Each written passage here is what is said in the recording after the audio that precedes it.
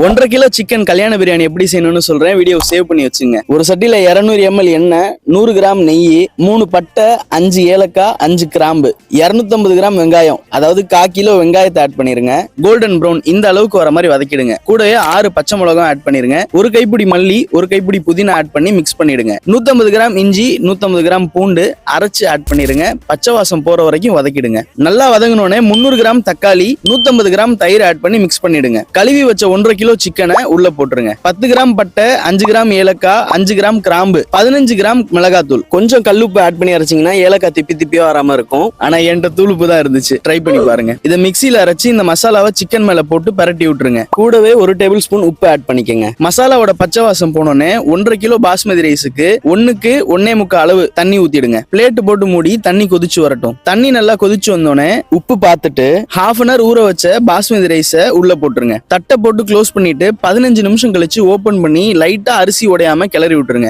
அரிசியும் தண்ணியும் ஒரே லெவல் வந்தோடனே பிளேட்டை போட்டு 15 நிமிஷம் லோ ஃபிளேம்ல வெயிட் ஒண்ணு மேல வச்சு தம் போட்டுருங்க. அடுப்பு ஆஃப் பண்ணிட்டு 15 நிமிஷம் கழிச்சு நெய்யை ஊத்தி தம்ம உடைச்சிங்கன்னா சும்மா மனமா இருக்கும். அது ஆப்ஷனல் தான். நெய் ஊத்தாமலையும் நீங்க தம்ம உடைக்கலாம். சிக்கனும் சும்மா சூப்பரா வெந்திருக்கும். யூடியூப்ல இதோட டீடைல் வீடியோ அப்லோட் பண்ணிருக்கேன், செக் அவுட் பண்ணுங்க. லிங்க் பயோல இருக்குது. ட்ரை பண்ணி பார்த்துட்டு கமெண்ட்ல சொல்லுங்க எப்படி இருந்துச்சுன்னு. ஒரு ஃபாலோ பண்ணிக்கோங்க.